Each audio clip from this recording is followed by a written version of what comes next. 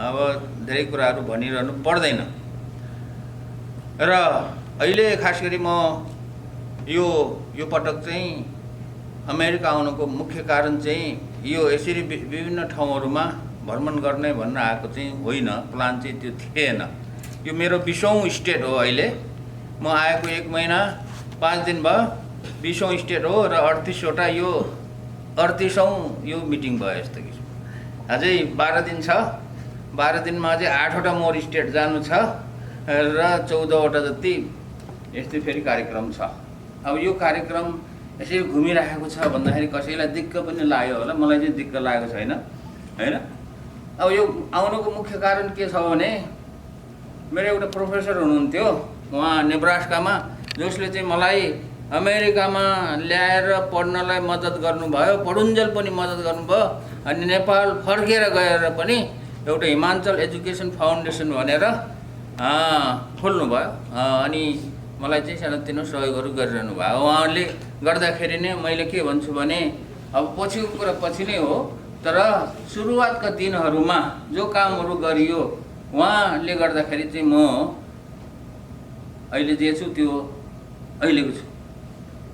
र उहाँको मृत्यु भएको थियो नोभेम्बरमा, अनि मैले डिसेम्बरमा चाहिँ ल उहाँको छोराले मलाई के अरे इमेल लेखेर बाबाको चाहिँ यो मेमोरियल सर्भिस मे 29मा छ भनेर भनेको हुनाले म डिसेम्बरमा नै ल म मे 29मा अमेरिका आउँछु मेमोरियल सर्भिस एटेन्ड गर्न भनेर चाहिँ त्यति बेला निर्णय गरेको हो। र त्यो मेमोरियल सर्भिसमा आउनुपर्ने भएको हुनाले म चाहिँ सोझै उहाँ मिडवेस्ट पुग्यो, नेब्रास्का पुग्यो हैन।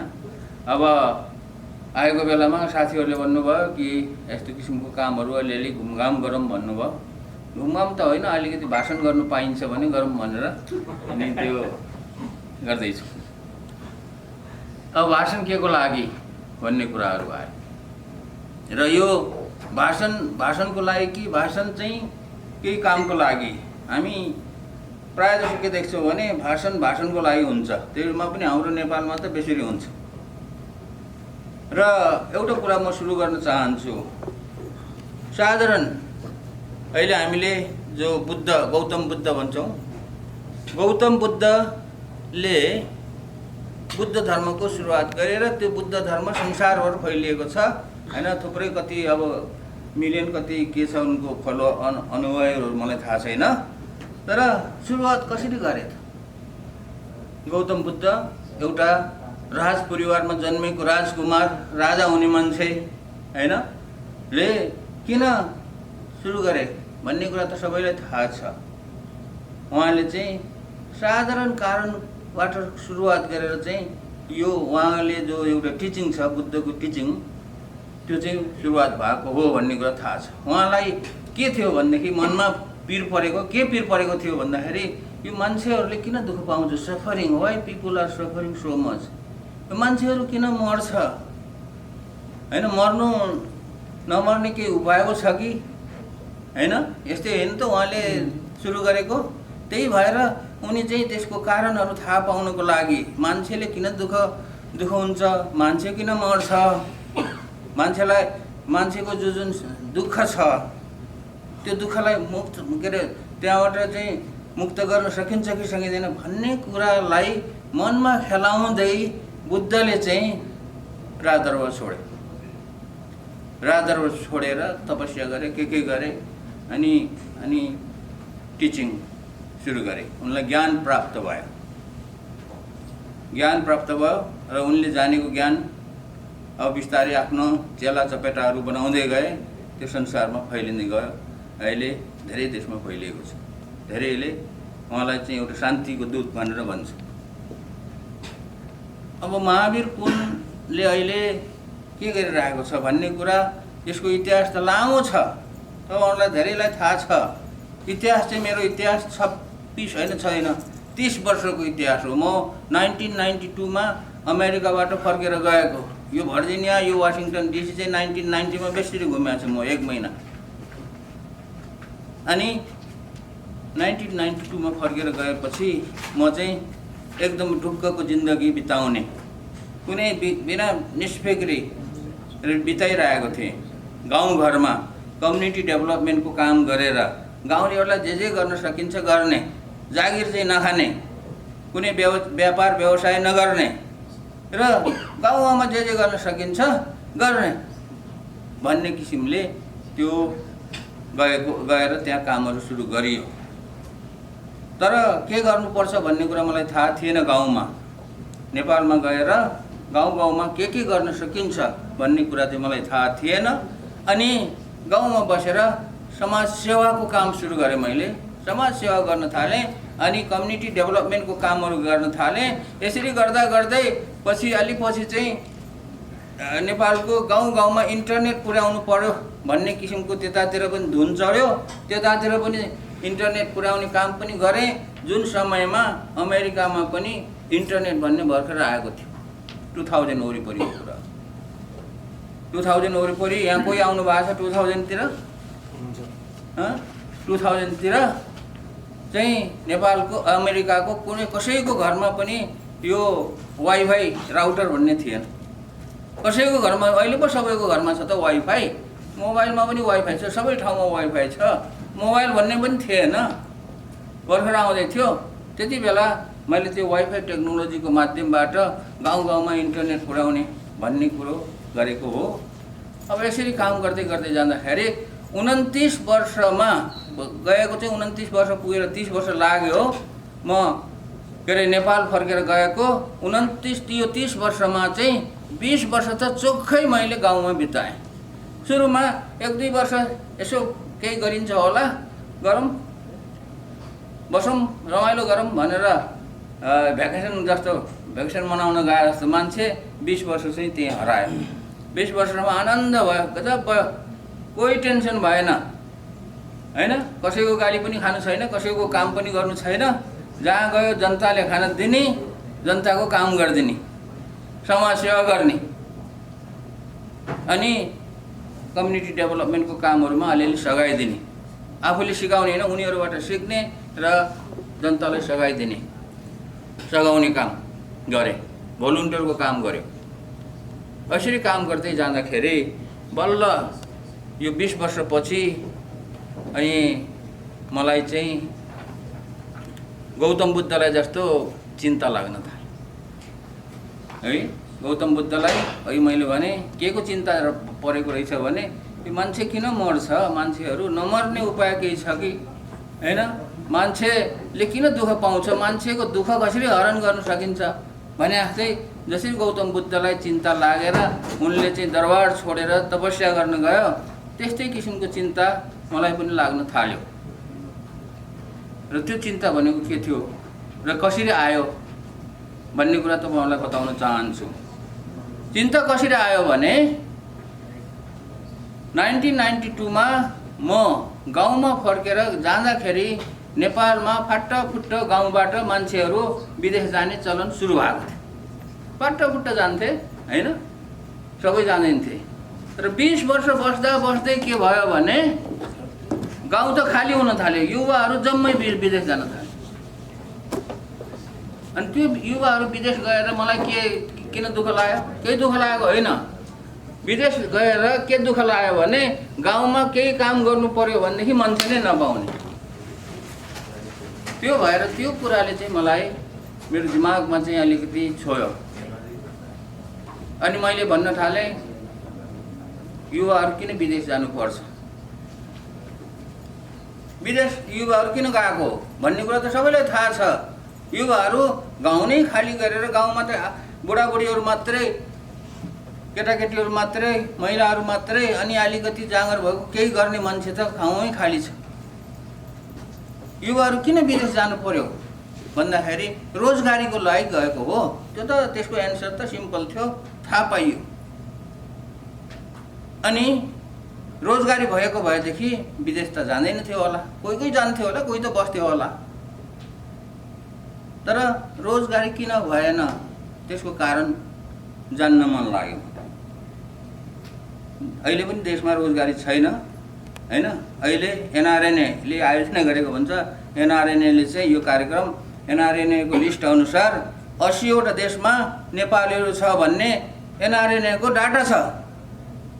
त्यो भन्दा बढी पनि होला 80 भन्दा बढी पनि होला नेपालीहरू पुगेको ठाउँ, तर एनआरएलले थाहा नपाएको ठाउँ पनि होला। वाइ विदिन 30 इयर्स 30 वर्षमा किन यसरी नेपालीहरू साम्राज्यवाद हैन साम्राज्य फैलाउन गएका भन्छ नि। पहिला पहिला हामीले भन्थे यो के अरे ब्रिटिसहरू अथवा युरोपियनहरू साम्राज्य फैलाउनलाई संसारको कुना काप्चा चाड्थे भने जस्तै नेपालीहरूले साम्राज्य नै फैलाउन थाले जस्तो भइसक्यो आज। What is the reason behind it? रोजगारीको लागि। रोजगारी भएको भए हुने थिएन। रोजगारीको लागि नै यो 80-90 मुलुक चार्नु परेको हो, बाध्य भएर चार्नु परेको हो। यहाँ कोही कोही होला आफ्नो खुसीले आएको माने 1% होला हैन, कसैसँग डाटा त छैन, तर अधिकांश त नेपालमा रोजगारीको राम्रो व्यवस्था नभएर रोजगारीको खोजीमा आएको। रोजगारी किन भएन नेपालमा? रोजगारी किन भएन त्यसको कारण चाहिँ मैले पत्ता लगाउनको लागि मलाई दिमागमा खेल्न थाल्यो।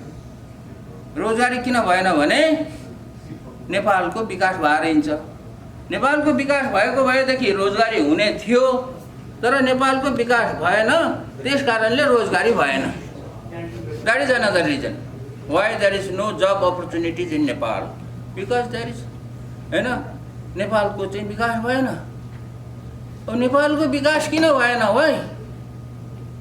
Nepal is under develop country किन भएन? त्यसको कारणहरू धेरै छन्। There are so many reasons why Nepal is underdeveloped country. There are so many reasons, हैन, why there are so many underdeveloped countries. यो नेपालको लागि मात्र होइन कि गरिब देशहरू किन गरिब हुने रहेछ त भन्ने कुराको दिमागमा मेरो खेल्न थाल्यो कि यो गरिब किन भयो यो। किनभने आफूलाई त गरिब र धनीको त कुरै थिएन, मतलब थिएन। म गाउँमा बसेको थिएँ, 20 वर्ष बसेको थिएँ, एकदमै हरिब तालले हिप्पी जस्तै भएर जहाँ जहाँ मन लाग्यो जाने, अनि अलिअलि गाउँलेको काम गरिदिएपछि खाना बस्न पाइहाल्थ्यो हैन, कोही फिकर थिएन। तर वाइ किन गरिब भयो नेपाल? त्यो कुरा आज I want to explain. Nepal किन गरिब भयो? So everybody knows, हैन, तपाईहरु सबैलाई थाहा छ नेपाल गरिब देश हो भन्ने त थाहा छ, अनि देयर आर सो मेनी गरिब देशहरू भन्ने कुरा पनि थाहा छ। वाइ गरिब देश आर गरिब हैन? कारण त कसैले थाहा होला। अनि मैले भने there are so many reasons, you know so many reasons. What is the main reason out of so many reasons? धेरै रिजनहरू मध्येमा एउटा प्रमुख कारण हुन सक्छ हैन। What is the main reason भन्दाखेरि गरिब भयो त हुने त मैले पनि कारण पत्ता लगाएँ हैन। यत्रो वर्ष तपस्या गरेपछि मैले गरिब हुने के कारण पत्ता लगाएँ भने पैसा नकमायो भने गरिब हुने रहेछ भन्ने कुरा पत्ता लगाएँ। साँच्चै हो, आई एम सिरियस। पैसा भएको भए गरिब हुने थिएन। पैसा नकमायो र गरिब भएको रहेछ नेपालले। र देयर आर सो मेनी गरिब कन्ट्रिज हैन, धेरै गरिब देशहरू छन्, कसैले पनि पैसा नकमाएर गरिब भएको रहेछ भन्ने कुरा धनी देशलाई हेरेर थाहा पाएँ क्या मैले।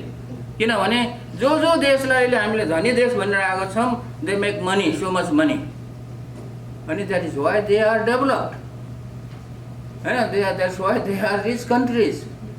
Poor countries are poor because they don't make money. That's why. मूल कारण एउटै कारण चाहिँ मूल भनेको एउटा मेन, जस्तै एउटा रुख हुन्छ नि, रुखको एउटा त्यो एकदमै मूल जरा भन्ने हुन्छ। अब अरू जराहरू हुन्छन्, थुप्रै साना साना शाखा जराहरू हुन्छन्। त्यो मूल जरामा त्यो रुख उम्रिएको के अरे अडिएको हुन्छ क्या। भने जस्तै गरिब हुने मूल कारण चाहिँ पैसा नकमाएर हो। अरू कारणहरू पनि छन्, धेरै कारणहरू छन् देश विशेष अनुसार, तर मूल कारण चाहिँ धनी बनाउने हो भने नेपाललाई धनी बनाउने हो भने नेपालले पनि पैसा कमाउने देश बनाउनु पर्यो। अनि नेपालले पैसा कमायो भने नेपालको विकास हुन्छ। विकास भयो भने रोजगारीको सिर्जना हुन्छ। रोजगारीको सिर्जना भयो भने कोही पनि देशबाट बाहिर जानु पर्दैन। मैले पत्ता लगाएको शिक्षा भनौँ जे भने नि यो मूर्ख दिमागले सोचेको कुरा यही हो। यहाँभन्दा मैले यो मेरो आफ्नै सोचाइ हो। तपाईहरू यस सहमत हुनुभए पनि ठिकै छ, सहमत नभए पनि ठिकै छ। किनभने कसैको विचारसँग कोही सहमत हुनुपर्छ भनेर केही छैन, बाध्यता छैन। So if you agree, that is fine. If you don't agree with what I said right now, that's fine also. अब पैसा कसरी कमाउने? मलाई चाहिँ अब देशले पैसा कमाउनु पर्ने रहेछ भन्ने कुरा के अरे ज्ञान प्राप्त भयो। अब म जस्तो मान्छेलाई जसले चाहिँ 30 वर्षसम्म के अरे 30 वर्ष नि त्यति बेलासम्म 20-22 वर्ष भएको थियो, त्यत्रो वर्षसम्म जागिर गरेकै छैन, व्यापार व्यवसाय गरेको छैन। अहिले त 30 वर्ष भयो, मैले अहिलेसम्म 1 रुपैयाँ पनि कमाएको छैन। हेर्नु जिन्दगीमा honestly I have not made even a single dollar in 30 years that I spent there in Nepal. $1 पनि मैले अहिलेसम्म कमाएको नकमाउने मान्छेले अब पैसा कमाउनु पर्छ भन्ने मैले कसरी थाहा पाउने? How do I know that? तर पैसा कमाउने कारण खोज्न थाले, तरिका खोज्न थाले के मैले हैन। अब पैसा कसरी कमाउने? ल ठीक छ, मैले पैसा कमाएको छैन, I don't worry, हैन? I don't like money also. तर देशले त पैसा कमाउनु पर्यो, किनभने देशको युवाहरूलाई चाहिँ देशमा नै कसरी राख्ने, रोजगारीको सिर्जना गरिदिनु पर्यो। त्यसकारणले I need to find ways to make money भनेर त्यतापट्टि लागे म। अनि पैसा कमाउनुको लागि मैले एउटा तरिका, द मोस्ट इम्पोर्टेन्ट तरिका चाहिँ पत्ता लगाएँ। मैले रियलाइज गरेँ त्यो रहेछ। त्यो कुरा म आफूले चाहिँ कोही नयाँ सिद्धान्त पत्ता लगाएको होइन, नयाँ सिद्धान्त पत्ता लगाएर मैले कोही नोबेल प्राइज पाउला भनेको होइन। त्यो त धनी देशहरूलाई देखेर मैले रियलाइज गरेको मात्रै हो। So how did America make money? हामी अमेरिकामा भएको हुनाले अमेरिकाकै कुरा गरौँ। How did America make money? Think about it. अहिले चाइनाले पनि बनाउँदैछ, अरू जापान सबै धेरै विकसित देशहरूले बनाउँदैछन्। How did America made money and become a prosperous nation? कसरी? यहाँ एउटा कुरा तपाईँलाई भन्न चाहन्छु। अमेरिकाको जन्म 1776 जुलाई 4 मा भएको हो। नेपालको जन्म त्योभन्दा अगाडि भएको हो, as a country, as a nation. र नेपालको चाहिँ स्थापना एज अ नेसन पृथ्वीनारायण शाहले गरेको हो। र गोर्खाबाट आएर सानो सानो टाकुरा टुकुरो राजाहरूलाई जितेर नेसन नेपाल भन्ने देश बनाए। Before America was born. अनि पृथ्वीनारायण शाहको मृत्यु चाहिँ 1775 मा भएको हो।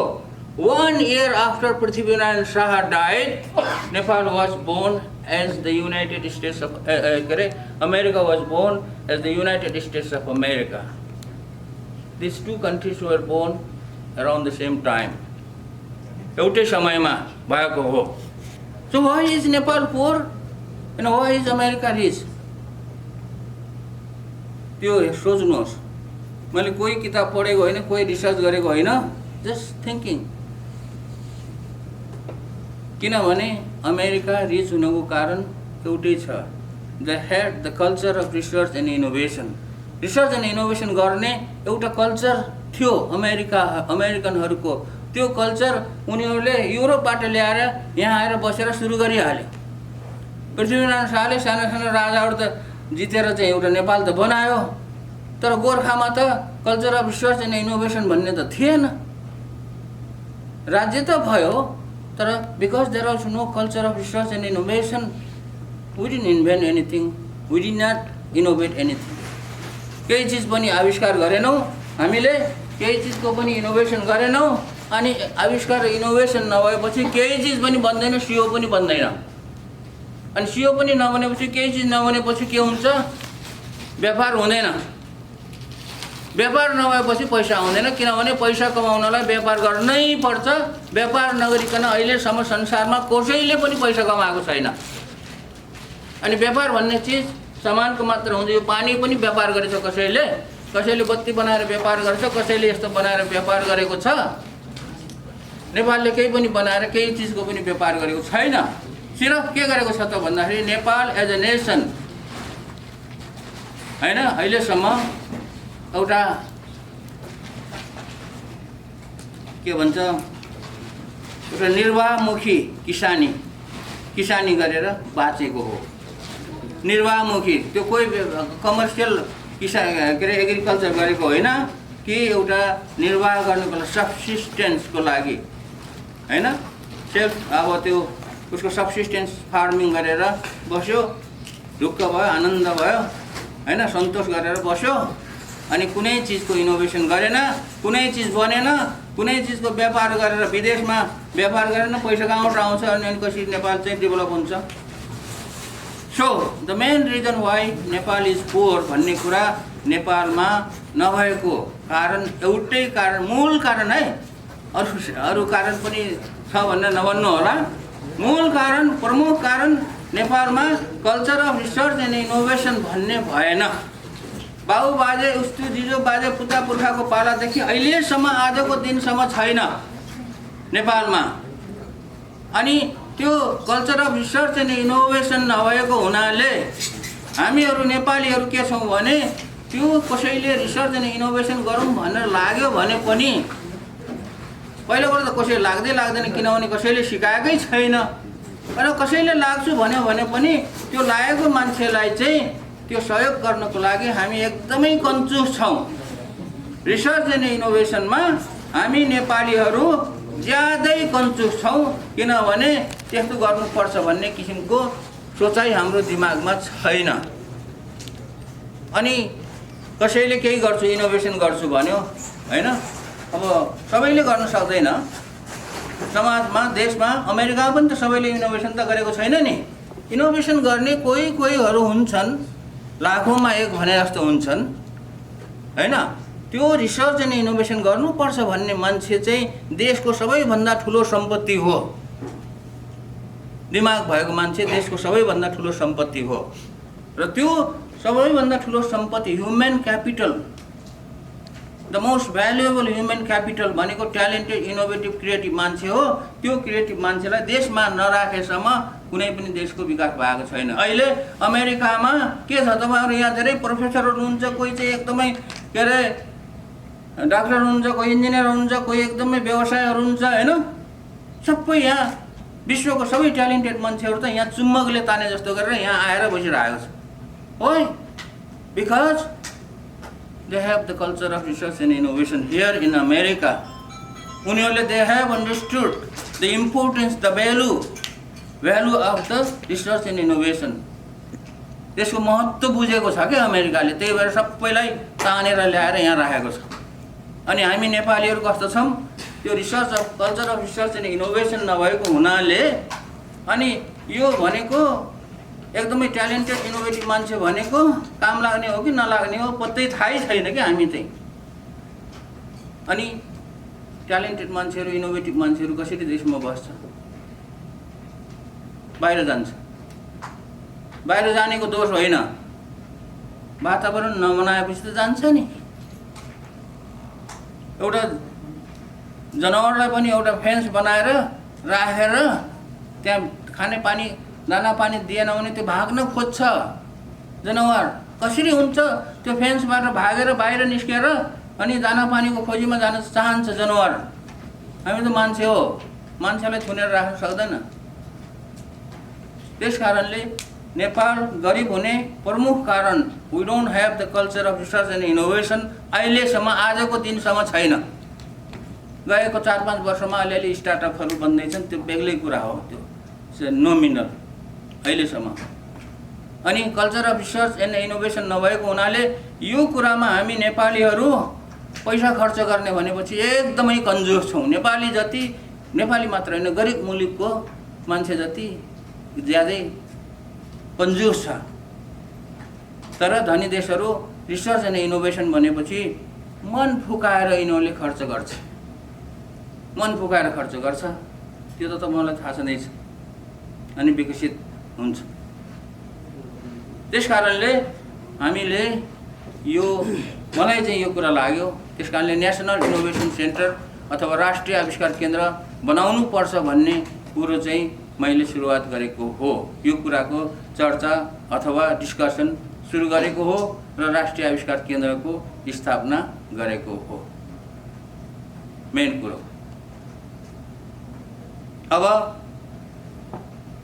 यो राष्ट्रिय आविष्कार केन्द्र नबनाए पनि हुन्छ भन्ने मान्छेहरू पनि छन् है। किन चाहियो आविष्कार केन्द्र? अमेरिकाले जस्तो आविष्कार कहाँ गर्न सक्छ हामीले, जापानले जस्तो आविष्कार कहाँ गर्न सकिन्छ भन्ने मान्छेहरू पनि छन् है।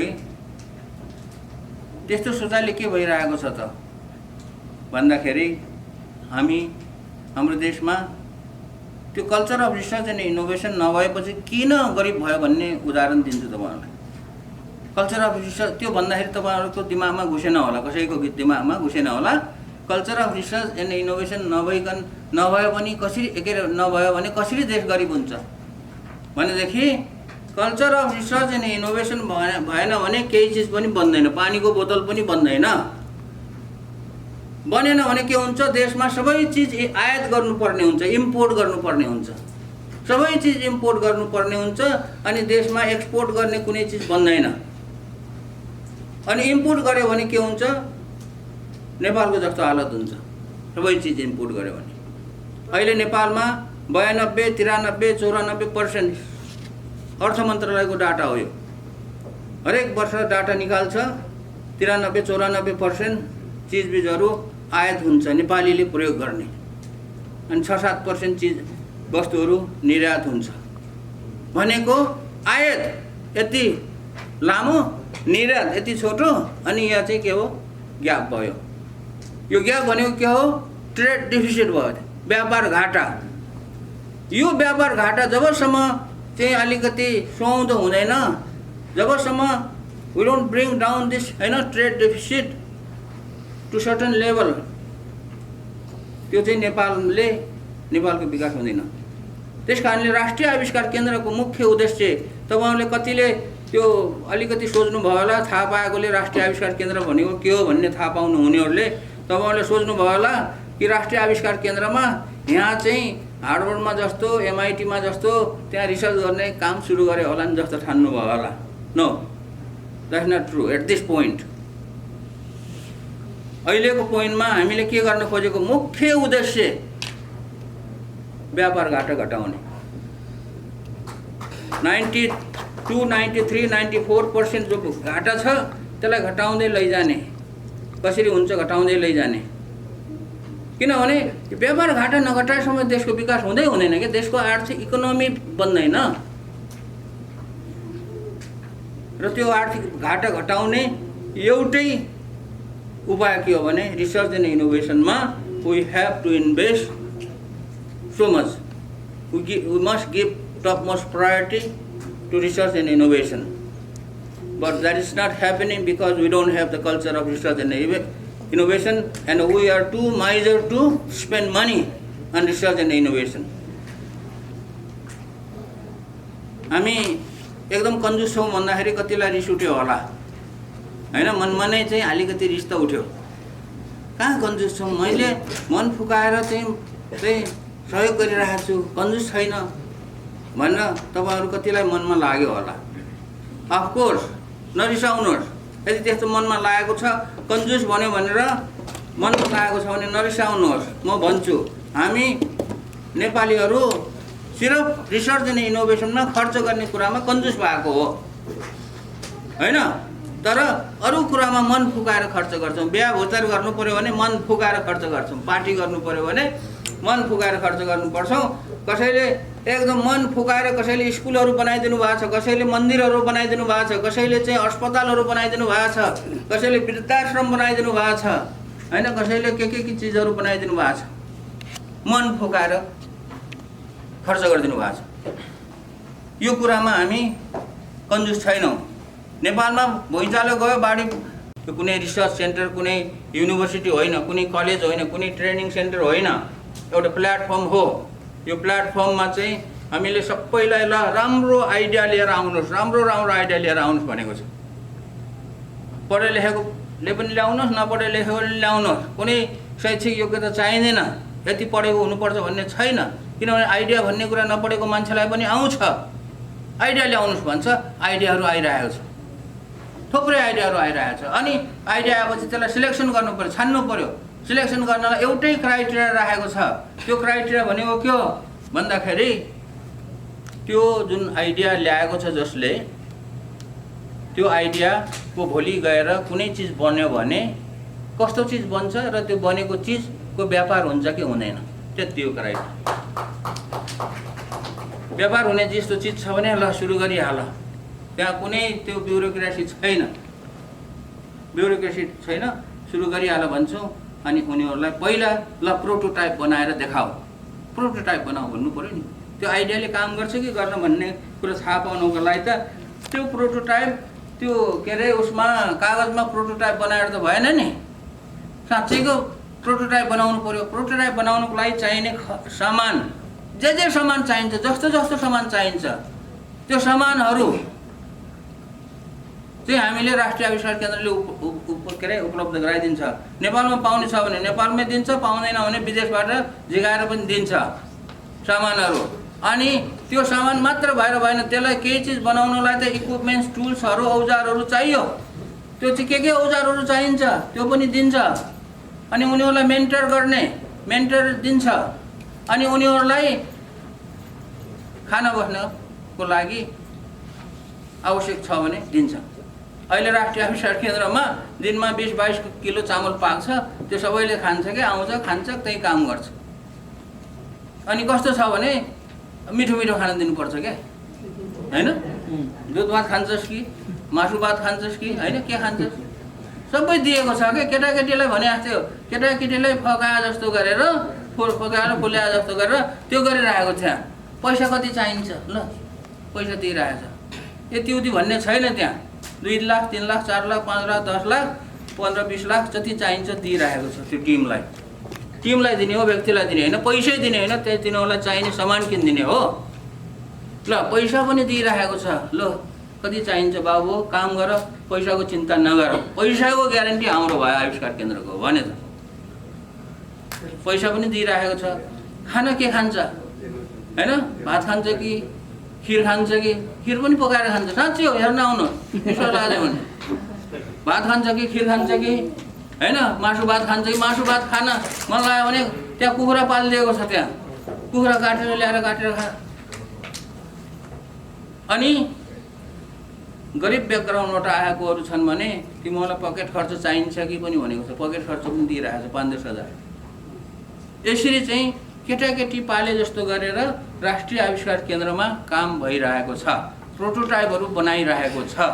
अब प्रोटोटाइप बनाउँदाखेरि कति प्रोटोटाइप बन्छ, कति बन्दैन, बन्यो भने बिग्रियो भने फेरि भत्काएर बनाइ भन्ने हो, त्यो त खर्च त भइरहेछ। 5-10 लाख, 10-20 लाख त मजाले खर्च गरिरहेछ यो ग्रुपले। अनि प्रोटोटाइप बन्यो भने प्रोडक्ट डेभलप गर भनेको छ। प्रोटोटाइप बन्यो भने प्रोडक्ट डेभलप गर, त्यसको कमर्सियल प्रोडक्ट स्याम्पल बनाऊ र बजारमा बनेको प्रोडक्टहरू भन्दा सस्तो राम्रो बनाऊ भनेको छ। किनभने सस्तो बनेन भने त बिग्दैन नि। अब राम्रो त बन्यो, फेरि सस्तो बनेन भने ठिकै छ, त्यो पनि रेसोकै, किनभने महँगो बिग्दैन। प्रोडक्ट डेभलपमेन्ट गर्नको लागि पनि जे जति खर्च लाग्छ, ल ठिक छ बाबु, फिकर नगर भने। अनि प्रोडक्ट बन्यो, त्यसको property right, intellectual property right चाहियो, त्यो तिमीहरूको हुन्छ, तिमीहरूको ग्रुपको हुन्छ भनेको छ। त्यसको लागि इन्टेलेक्चुअल प्रोपर्टी, प्याटेन्ट राइट, अनि अरू के कपिराइट, ट्रेडमार्क के चाहिन्छ, लिनको लागि चाहिने, प्रोसेसको लागि चाहिने जो खर्चहरू छ त्यो पनि दिन्छ। र उनीहरूको त्यो प्रोपर्टी राइट चाहिँ उनीहरूलाई दिन्छ। राष्ट्रिय आविष्कार केन्द्रले केही पनि राख्दैन। अनि त्यसपछि उनीहरूलाई, व्यापारीहरूलाई, इन्भेस्टरहरूलाई रिक्वेस्ट गरेर ल यस्तो चिज बनेको छ, यो चिजमा तपाईँहरूले इन्भेस्ट मन पर्यो भने इन्भेस्ट गर्नुहोस् भन्न भनेको छ हैन। र अहिले इन्भेस्टरहरू पनि आइरहेको छ। अब छोटकरीमा भन्दाखेरि राष्ट्रिय आविष्कार केन्द्रमा अहिलेसम्म सुरुमा हामीले 40वटा चिजबिजहरू बनाएको हो, सुरुवात गरेको। त्यो घट्दै घट्दै गएर 26वटामा आएको छ र 26वटामा पनि 8-10वटा चाहिँ चिजबिजहरू बन्ला जस्तो छ। जस्तो बेबी वार्मर भन्ने चिज बन्ला जस्तो छ, बनेकै छ भनौँ, टेस्टिङ हुँदैछ। अनि एउटा के अरे सोलर हाइब्रिड सोलर ड्रायर भन्छौँ, यो दिउँसो के अरे घामले राति बिजुलीले ड्राई गर्ने सिस्टम बनाएको छ, राम्रोसँग काम गरेको छ। त्यहाँ कफी भुट्ने मेसिन बनाएको छ, एकदम राम्रो काम गरेको छ। अब त्यहाँ चाहिँ अरू सामानहरूमा चाहिँ अहिले यो हामीले यो के भन्छ यो कुखुराको दाना बनाउने भनेको छ, त्यो दाना बनाउने सिस्टम डेभलप गरेर त्यसले पनि राम्रो काम सुरु गरिसक्यो। यहाँ 2-3 जनाले त कम्पनी नै आफ्नो कम्पनी इस्टाब्लिस गरेर अब सुरु गर्ने अवस्थामा छन् आफ्नो कम्पनी। किनभने उनीहरूको कम्पनी हुनु पऱ्यो नि, उनीहरूले चलाउनु पऱ्यो। कम्पनी स्टार्ट गर्ने स्थितिमा छन् 2-3 जना चाहिँ। कसै यो ओके जर्नी भन्ने एउटा भाइले त्यहाँ बसको टिकट, काठमाडौँ आउने जाने बसको टिकटहरू देशभरिबाट त्यो बुकिङ सिस्टम बनाएर त्यसले भर्खर युज गर्दैछ, सुरु गर्दैछ। यस्ता किसिमका चिजहरू, केही चिजहरू 8-9वटा चिजहरू बनेको छ। अब यो सबै डिटेलमा अहिले म बताउन चाहन्न, यहाँ यो देखाउन पनि चाहन्न। त्यो तपाईँहरूले हाम्रो वेबसाइटमा गएर nicnepal.org अथवा युट्युबमा गएर हैन महावीरपुर अथवा राष्ट्रिय आविष्कार केन्द्र अथवा नेसनल इनोभेसन सेन्टर भन्ने हानेर तपाईँहरूले हेर्नुहोस् के चिज बनिरहेको छ भन्ने कुरो त्यहाँ थाहा भइहाल्छ। इच्छा हुनेलाई पाइहाल्छ क्या अहिलेको जमानामा। अब इच्छा छैन भने ठिकै छ हैन। अब रह्यो कोभिडको कुरा। अब यहाँ तपाईँहरू कतिले राष्ट्रिय आविष्कार केन्द्रको नाम यो कोभिडमा विभिन्न चिजहरू गरेको छ अरे, के काम गरेर रहेछ भनेर सुन्न आउनु भयो होला। म प्रश्नसँग के भन्छु भने राष्ट्रिय आविष्कार केन्द्र कोभिडको लागि सामान बनाउने भनेर स्थापना गरेको संस्था होइन। यो त काम गर्दै जाँदाखेरि अहिले मैले भने 26वटा प्रोजेक्टहरूमा काम गरिरहेका थिए र त्यो 26वटा प्रोजेक्टहरूमा काम गर्दा गर्दै अचानक लकडाउन सुरु भयो। लकडाउन सुरु भएको दिनदेखि अहिलेसम्म डाक्टरहरूको अनुरोधमा, डाक्टरहरू स्वास्थ्य कर्मीहरूको अनुरोधमा उनीहरूले हामीलाई विभिन्न चिज, यस्तो चिज बनाइदिनु पर्यो, उस्तो चिज बनाइदिनु पर्यो, हाम्रो सुरक्षाको लागि भनेर आइडिया दिन्छन्। उनीहरूले दिएको आइडियालाई चाहिँ हामीले के गर्छौँ भने पहिला डिजाइन गर्छौँ, डिजाइन गरेर प्रोटोटाइप बनाउँछौँ। प्रोटोटाइप बनाएर त्यो डाक्टरहरूलाई देखाउँछन् अनि डाक्टरहरूले को चित्त बुझ्यो भने फेरि त्यसलाई चाहिँ प्रोडक्सन गरेर फ्रीमा वितरण गरिरहेको छ। अहिलेसम्म 13 किसिमको चिजबिजहरू बनाइयो। त्यो के चिजहरू बनाइयो त्यो पनि हेर्नु होला, त्यो वेबसाइट नै छ, हाम्रो वेबसाइटमा छ। पिपीदेखि लिएर फेस सिल्डदेखि लिएर यो स्वाब सङ्कलन गर्ने बहुत विभिन्न किसिमको यो हुडहरू, फिल्टरहरू, के अरे त्यो डाक्टरहरूलाई बचाउने चिजहरूदेखि लिएर सबै चिजहरू बनाइरहेको छ। इभन भेन्टिलेटर पनि बनाइरहेको छ। अनि अहिले सेकेन्ड वेभमा चाहिँ पनि त्यो पहिलेदेखि बनाइरहेको चिजहरू बनाइरहेको छ, वितरण गरिरहेको छ, फ्रीमा वितरण गरिरहेको छ। अनि सेकेन्ड वेभमा चाहिँ अझै फोकस चाहिँ केमा गरेको छ भने अक्सिजन कन्सन्ट्रेटर, अक्सिजनमा फोकस गरेको छ। अक्सिजनमा 3वटा कुरामा फोकस गरेको छ। पहिलो कुरा, कहीँ चाहिँ अब अक्सिजन बनिरहेको नेपालमा भएका अक्सिजन प्लान्टहरूमा केही समस्या, टेक्निकल समस्या पऱ्यो भने हामीलाई भन्नुहोस्, हामी सहयोग गर्छौँ भनेर भनिरहेको छ हैन। कसैले चाहिँ ल हाम्रो अक्सिजन प्लान्टमा यस्तो किसिमको समस्या आयो भनेर भन्यो भने हाम्रो के अरे भाइहरूलाई, इन्जिनियरहरूलाई पठाएर त्यसको हेरिदिन्छन्, मर्मत समार कति गर्न सकिन्छ त्यो गरिदिन्छ। पहिलो कुरा। दोस्रो कुरा, भेन्टिलेटर पहिल्यैदेखि चाहिँ हामीले यो सरकारी अस्पतालमा फालिएको 115वटा भेन्टिलेटरहरू पाइयो र त्यो मध्येमा 42वटा भेन्टिलेटरहरू मर्मत गरेर त्यो पनि दिएको छ। र अहिले यो सेकेन्ड वेभमा म अमेरिका आइसकेपछि यहाँ यो अस्तिको महिनामा 50वटा भेन्टिलेटर यहाँ के अरे न्युयोर्कको एउटा संस्थाले दिएर त्यो त्यहाँबाट लगेर 7 दिनभित्रमा 50वटा भेन्टिलेटरहरू 10वटा नेपालको पूर्व मेचीदेखि पश्चिम महाकालीसम्मको 10वटा मेन जहाँ चाहिँ आवश्यक छ त्यो गरेर त्यो वितरण बनाएर इन्स्टल गरिसक्यो, चलाइसक्यो। अब अक्सिजन कन्सन्ट्रेटरहरू भनेको छ। कसले दुःख पाएको छ? अक्सिजन कन्सन्ट्रेटर, अक्सिजन सिलिन्डर कहाँ छैन त्यो पहिला सम्पर्क गरेर चित्त बुझ्यो भनेदेखि अनि त्यहाँको अवस्था नाजुक देखियो भने अक्सिजन कन्सन्ट्रेटर, अक्सिजन सिलिन्डर र अक्सिजन कन्सन्ट्रेटरलाई जोडेर oxygen plant, mini oxygen plant भनेछौँ, एउटा त्यो काम चलाउ किसिमको बनाएर त्यो पनि वितरण गरिरहेको छ। यस किसिमले चाहिँ हामीले यो कामहरू गरिरहेको छ हैन। कहिल्यै सिद्धिँदैन। सुरुमा चाहिँ हामीले लकडाउन सुरु भन्दाखेरि के हामीले के ठानेको थियौँ भने अब 1-2 महिना होला, 1-2 महिना अलिअलि काम पाइने भयो भनेको वर्ष दिनभन्दा नि बढी काम पाइएको छ। अनि उतातिर जो इनोभेसन गर्ने भनेर जो कामहरू थियो, भइरहेको थियो, त्यो कामहरूलाई चाहिँ त्यहाँ काम गर्ने भाइहरूलाई ड्राइभर गरेर 40-50 जना छन् भाइ बहिनीहरू, उनीहरूलाई चाहिँ यतातिर फोकस गराइरहेको छ। अब यो सकियो भने बल्ल हामीले चाहिँ फेरि उता इनोभेसनको कामहरू सुरु गर्छौँ। ल यति बुझेको आधारमा यहाँ हाम्रो उपस्थिति देखिएको छ। अब हामीले यो कार्यक्रमलाई दोस्रो फेजमा लाँदैछौँ। दाइको कुराहरू राखिसकियो भयो।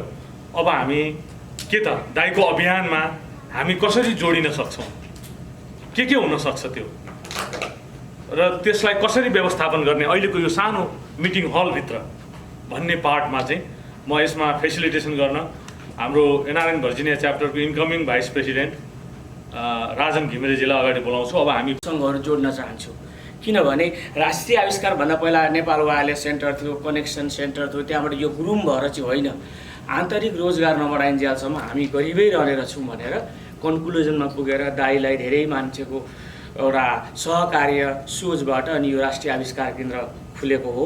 र यसले गर्नुपर्ने कुरा भनेको आन्तरिक रोजगार बढाउनको लागि नेपालमा आफ्नै कच्चा पदार्थबाट, आफ्नै कच्चा आइडियाबाट यसलाई प्रोसेसमा लगेर एउटा जुन अहिले नेपाल संसारकै नम्बर 1 कन्ज्युमर मार्केट हो। 94% इम्पोर्ट ल्याएर भनिन्छ। किन नेपालमा महँगी बढ्छ थाहा छ? बाँसबारी छाला जुत्ता बन्द, हेटौँडा उद्योग बन्द, जति पनि हामीले पढ्दाखेरिको कारखानाहरू खोइ त सबै सटडाउन प्राइभेटाइजेसनको नाममा। कन्ज्युमर मार्केट छैन। म आइएमएफमा एकचोटि काम गर्थेँ, म इकोनोमिस्ट हो, रेज्युमीमा लेख्न मन लाग्यो आइएमएफ, 6 महिना काम गरेर छोडेँ। त्यतिखेर अमेरिका संसारमा करेन्सी डिभ्यालुएसन भइरहेको थियो। साउथ अफ्रिकाको 25% भयो, इन्डियाको 23% डिभ्यालुएसन भयो, नेपालको 8% डिभ्यालुएसन भयो। तर 2/3 बिजनेस इन्डियासँग भएकोले हामीले पनि 23% के मार खानु पर्यो। त्यतिखेर नेपाल पनि बोर्ड अफ डाइरेक्टर, आइएमएफ चाहिँ कन्ट्रीको बोर्ड अफ डाइरेक्टर 24 ले एभ्री 2 years रोटेसन हुन्छ, चल्छ। त्यतिखेर थाहा भयो हामी किन मार खाएको भन्दा हामीले केही बेच्ने कुरै छैन। जबसम्म हामीले केही सामान बेच्दैनौँ हाम्रो ट्रेड डेफिसिट हुन्छ। अनि अर्को कुरा, दाइको अभियानमा म किन बिलिभ गर्छु भने हामी फ्यु गाइजहरूले नेपालमा आइटी गर्न सकिन्छ भनेको अहिले वर्षको 7 अरब आइटी बेच्छ काठमाडौँ भ्यालीले मात्रै। यसलाई कमर्सियल गर्न पायो भने के हुन्छ? सरकारको प्लान बेगर आफै लागेको छ। That is a lot of money.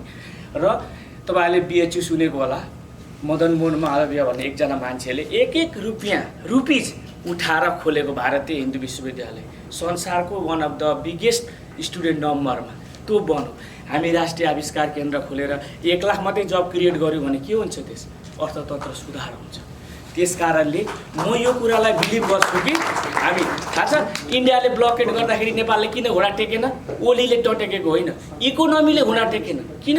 नेपालमा करेन्सी स्टोरेज यति थियो कि प्रत्येक माउन्टको, नेपालको लुम्बिनी माउन्टेन भन्नुहोस्, तपाईँ अन्नपूर्णको बेस क्याम्पमा जहिले यो वायरलेस इन्टरनेट लागेको छ नि, प्रत्येक अदर घर चाहिँ होमस्टे हो।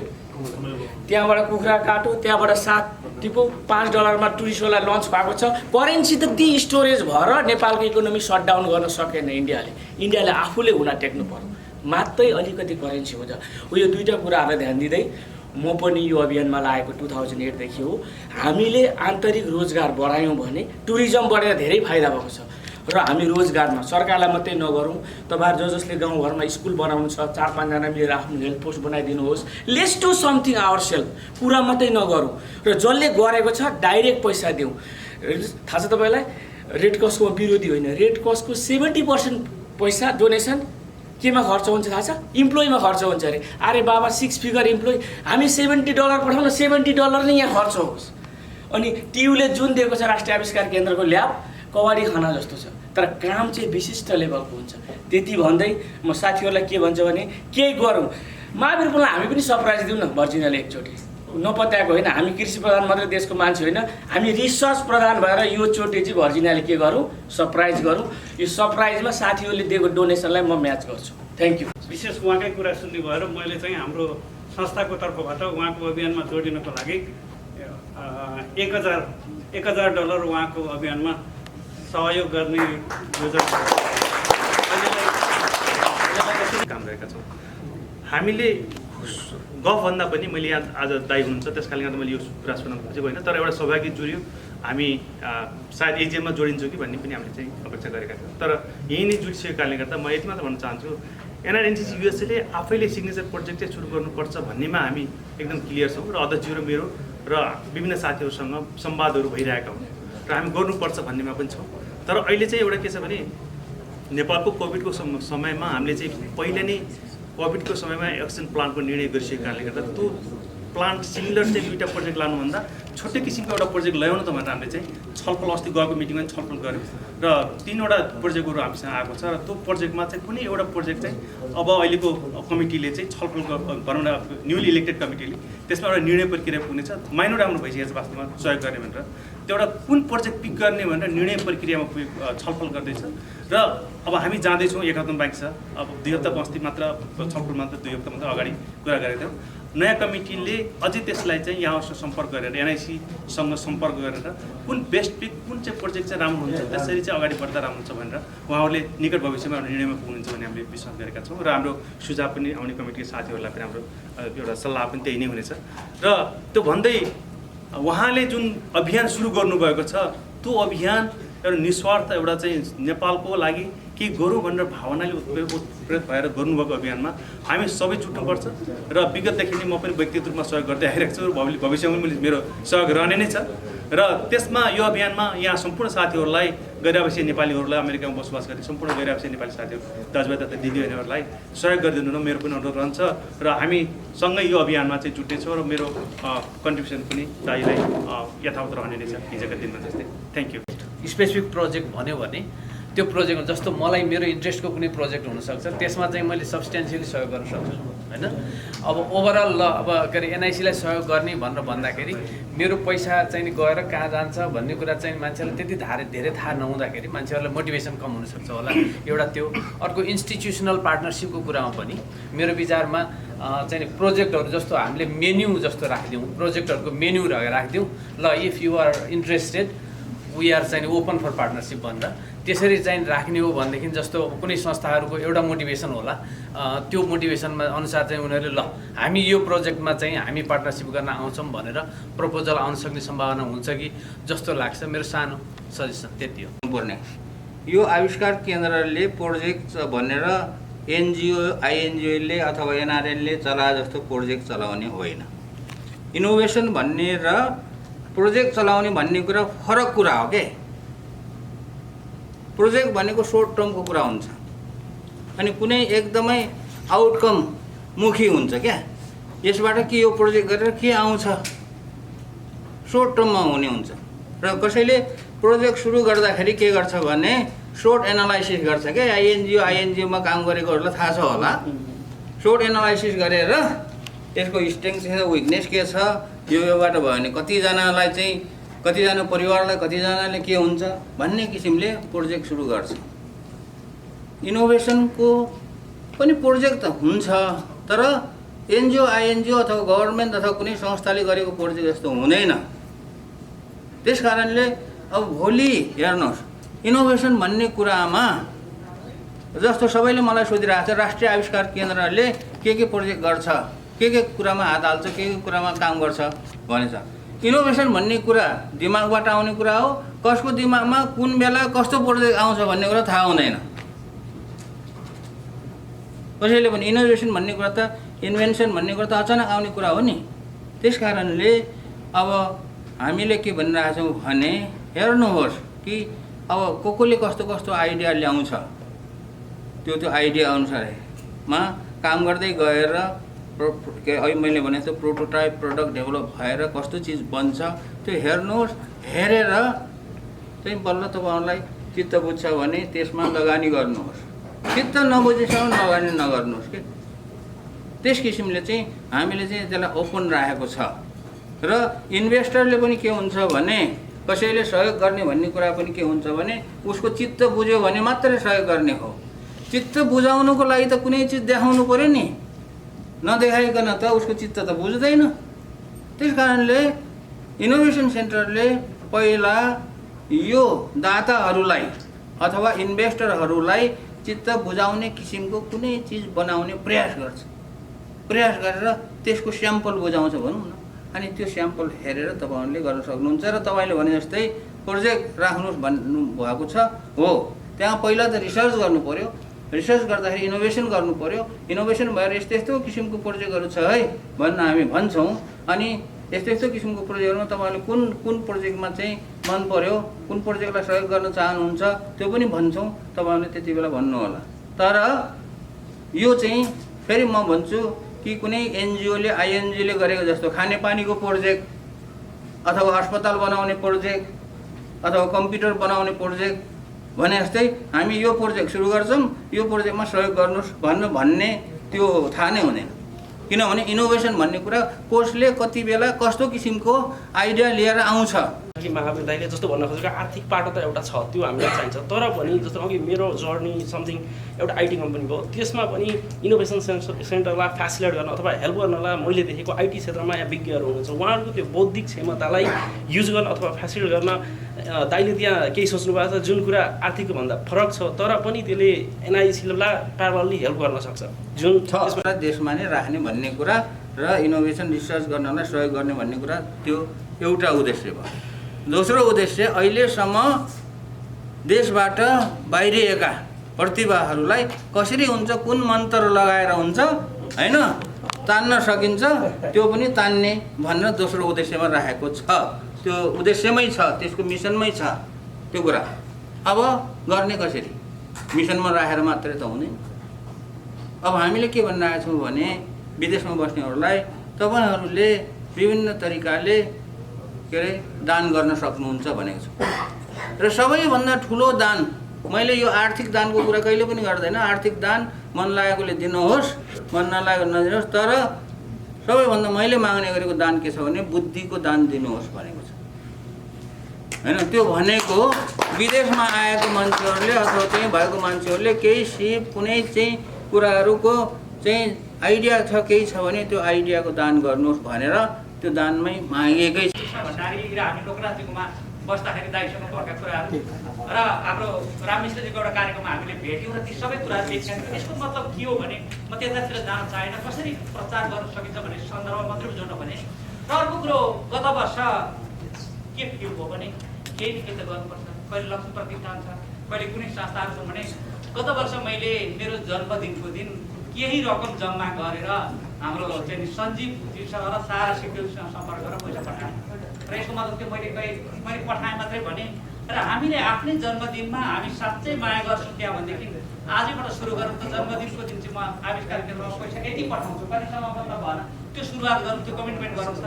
हामीले त्यो एउटा अभियानको सुरु हुन्छ अनि सामाजिक सञ्जालमा लेखौँ, गौरवका साथ लेखौँ कि मसँग नेपालको कनेक्सन भएको छ र मैले यसरी सहयोग गरेको छु भन्ने खालको गर्न सक्यो भने पनि त्यो एउटा महत्त्वपूर्ण हुनसक्छ भन्ने ठान्छु। र यहाँलाई जुन कामहरू गर्नुभएको छ हामी मनभित्र छौँ र हाम्रो क्षमताले भ्याएसम्म हामीले सोसल मिडिया जति चलाउँछौँ, सबै लेख्ने गरेका छौँ, कति पढ्छौँ, कति उपयोगी छ भनेर हामीले सेयर गर्छौँ अथवा हेर्छौँ, त्यो फरक कुरा हो। तर विषयले चाहिँ के भने विषयान्तर कुरामा हामी छिटै आँखा पुग्छ, तर महत्त्वपूर्ण विषय सम्बन्धी काम गर्ने एका साइन्टिस्टहरूलाई रिसोर्स जुटाउने काम गरिरहेको हुनाले छोटो समयमा मेरो एक्सपिरियन्स सेयर गर्न मन लाग्यो।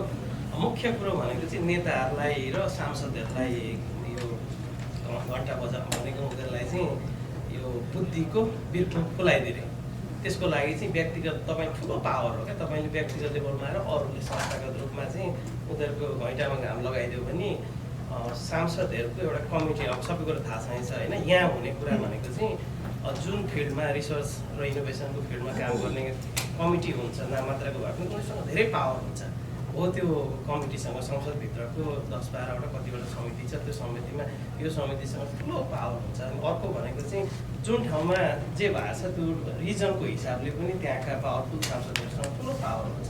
जस्तो युनिभर्सिटी अनि त्यो कमिटी र अरू प्रेसर ग्रुप, अरू जुन इन्ट्रेस्ट ग्रुपहरू हुन्छ नि, त्यो भएर धेरै ठुल्ठुलो काम गर्छ। कुनै पनि इन्ट्रेस्टिङ टपिक्समा रिसोर्स जुटाउनको लागि वही कुरा सेयर गर्न मात्र मन लागेको। यहाँ विश्वास गर्छ तपाईँको पिएमलाई म बुझ्छु, त्यहाँ विश्वास गर्दैन, तपाईँलाई पैसा दिँदैन, त्यसरी तपाईँ यहाँ आउनु भएको छ। तपाईँको मोडेस्टी चाहिँ एकदम लोभलाग्दो मोडेस्टी छ। विगत हिमाचल ट्रस्टदेखि नै तपाईँलाई मैले फलो गरेर आएको छु। जस्तै तपाईँको उमेर बढ्दै गयो त्यति एरोगेन्स बढ्नु पर्ने, तपाईँको मोडेस्टी झन् बढ्दै गयो, एकदमै लोभलाग्दो छ। यहाँको रिसर्च मैले आफूले गर्दाखेरि यहाँ पनि बेसिकली त्यही हो। विद्यार्थीहरूलाई रिसर्च गराउने कुनै काम लाग्ने चिज आयो भने एउटा नाङ्गे पसल खोल्ने विश्वविद्यालयको फाइदा। नाङ्गे पसल किन भित्र खोल्यो भने त्यो प्याटर्न हुन्छ, विश्वविद्यालयले कमाउँछ, प्रोफेसरले आफूले कमाउँदा बाहिर नाङ्गे पसल खोल्ने, एउटा सानो इनोभेसन गर्ने अनि ठुल्ठुलो फाइदा जस्तो कम्पनीलाई बेच्ने अनि $1 मिलियन गरेपछि यहाँको मान्छेहरू त सब जागिर छोडेर स्याउ खेती गर्न जान्छन्। अब हामीहरू चाहिँ अब बेसिकली मलाई एउटा कन्फ्युजन थियो, तपाईँले क्लियर गरिदिनु भयो। राष्ट्रिय आविष्कार केन्द्र भनेर भन्नुभयो, आविष्कार केन्द्र चाहिँ डिस्कभरीसँग आउने मलाई अलिकति कन्फ्युजन। अब तपाईँले इनोभेसन भनिदिएपछि होइन, इनोभेसन भनेको it is not a discovery, out of already discovered thing you innovate. Science भनेको बेसिकली तपाईँको लाइफलाई सजिलो बनाउने हो। त्यसपछि उहाँले जस्तो 5 मिनटमा पानी तात्छ भने 2 मिनटमा पानी तात्ने उहाँले डिभाइस बनाइदिनु भयो भने तपाईँले पैसा तिर्न तयार हुन्छ। त्यो कल्चरको चाहिँ विकास गर्नको लागि यहाँले चाहिँ एकदमै जुन सेवा गर्नुभएको छ देशको त्यसमा छ। म पनि नार्कोटिक्समा अहिले काम गरिरहेको छु, विश्वविद्यालयमा काम गर्दा हैरान भएर पैसा माग्दा अहिले म सरकारी सेवामा छु। सरकारी सेवामा सही छ, साँझ एउटा कुरा अर्डर गरेर गयो, भोलिपल्ट बिहान केमिकल आइपुग्छ, जे गरे पनि भयो। यहाँ त विश्वास गर्छ नि। त्यस्तो किसिमको कल्चर उहाँले तपाईँले डेभलप गरिदिनु भयो भने हामीलाई चाहिँ एकदमै ठुलो गुण हुन्छ होइन। यो धेरै सबभन्दा अर्को कुरा के छ भने तपाईँ जस्तो मान्छे यहाँ आएर नन साइन्सको मान्छेहरू पनि साइन्सका कुरा सुन्न यो धेरै ठुलो योगदान हो होइन। यो साइन्सको कुरा गर्ने मान्छेले के साइन्सको कुरा गर्छ हामी यो व्यावहारिक विज्ञान भनेको त्यही व्यावहारिक रूपमा तपाईँले जुन लागू गर्नुभयो त्यसको लागि। अर्को कुरा यहाँ अघि आदि यो पलायनको कुरा आयो, साइन्स भन्ने कुरा मात्रै यस्तो त्यस्तो कुरा हो, संसारमा जहाँ बसेर सेवा गरे पनि पुग्छ। म एउटा सानो उदाहरण दिएर आफ्नो कुरा सक्छु। 2005मा अमेरिकामा आइफोन आयो, 2005को हाराहारीमा नेपालमा संविधान आयो। संविधान लोकलाइज, पोलिटिक्स भनेको जहिले पनि लोकलाइज, साइन्स भनेको युनिभर्सल कुरा हो। त्यो आइफोन अहिले होनामा बसेर महावीर पुनलाई सुनिरहेको होला। नेपालको संविधानले थानकोट गठन गर्दा थाहा। त्यसैले यो साइन्सको सेवा जहाँ गरे पनि हुने हो। त्यो फेरि तपाईँ अब उहाँले किन त उहाँ बसेर गर्नुहुन्छ भन्दाखेरि यहाँबाट $1 को मास किनेर लग्यो भने तपाईँलाई $100 पर्छ नि। उहाँले त्यसको कस्ट कटिङ गर्ने, उहाँको कस्ट कटिङ मेजरमेन्टले गरेर उहाँको त्योभन्दा ठुलो त कुनै सेवा नै हुन्छ होइन। सानसाना कुराहरूमा हामीले लागेको हुनाले तपाईँलाई धेरै कति 20 वर्ष पहिला त्यस्तै होला होइन, 20-25 वर्ष पहिला सुनेको। अब त्यो त्यस्ता प्रोजेक्टहरू काम के तपाईँको सेन्टरमा आइसक्नु भएको छ, त्यसको बारेमा अलिकति जानकारी त म वेबसाइटमा गरेर दिन्छु। तर यहाँ के भन्न चाहन्छु, तपाईँले 4वटा कुरा माग्नुभएको थियो हामीबाट सहयोग होइन। पहिलो कुरोमा माग्नुभएको थियो समय। त्यो समय म कम्प्युटर साइन्सको प्रोफेसनल हो, US गभर्मेन्टमा काम गर्छु अहिले। म चाहिँ यहाँलाई मेरो आफ्नो भ्याएको समय कम्प्युटर साइन्सको क्षेत्रमा इनोभेसन सेन्टरमा कन्ट्रिब्युट गर्नको लागि यहीँबाट चाहिँ प्रण गर्छु तपाईँले मलाई। दोस्रो कुरो यहाँले माग्नुभयो आविष्कार सेन्टरको बारेमा बाहिर भनिदिनुहोस् भनेर भन्नुभएको छ होइन। त्यसमा पनि मैले चाहिँ अब यहाँ कसले टिकटक भन्नुहोस्, म अहिले टिकटक नि बनाउँछु, म त्यसको चाहिँ 2-4 टिकटक बनाएर चाहिँ अब तेस्रो कुरो नि भन्नुभएको थियो, म तेस्रो 2-4 कुरो माग्नुभएको थियो तपाईँले होइन। अब पैसाको कुरो चाहिँ म एउटा नाकको प्याटर्न पनि हो, राजुजीले गएर भनिसक्नु भएको छ। हामीले चाहिँ पैसा उठाएर चाहिँ पठाइसकियो भनेर भन्नुभयो होइन, उहाँले पठाइसकिएको छ। सो फाइनेन्सियल कन्ट्रिब्युसन गरेको छ। अब चौथो कुरो के भन्नुभएको थियो मैले उहाँको विषयमा लगानी चाहिँ अब प्रडक्ट हेरेर त्यसपछि सोध्नु होला होइन, त्यति भन्नु। I'm originally from Iraq, from Baghdad, and I've been following everything he's doing. And I always say, I wish in Baghdad, in Iraq, we have someone that his heart on his country like Mahavir Dai. तयारी चाहिँ अब next विकतिर जान्छ। जस्तो अब त्यसमा फेरि कन्सन्ट्रेटरहरू नै भयो, पल्स अक्सदेखि लिएर त्यो सामानहरू नेक्स्ट विक जान्छ। त्यस्तै अनि अघि दाइले भन्नुभएको थियो यो न्युयोर्कको चाहिँ एउटा गार्डियन एउटा अर्गनाइजेसन भन्ने चाहिँ यो 501c तिनीहरूले चाहिँ 50वटा भेन्टिलेटरहरू चाहिँ डोनेसन दिएको थियो र त्यसलाई यही डोनेसनबाट चाहिँ 40,000 चाहिँ त्यो ट्रान्सपोर्ट गर्नको लागि लाग्यो होइन। र यो हामीले चाहिँ साइन अलरेडी गरिसकेको छौँ। यो खालि हस्तान्तरण अब हाम्रो चाहिँ अब अनलाइनबाटै मात्रै भइरहेको थियो र फिजिकल आज भेट भएको बेलामा चाहिँ अब यो हस्तान्तरण मात्रै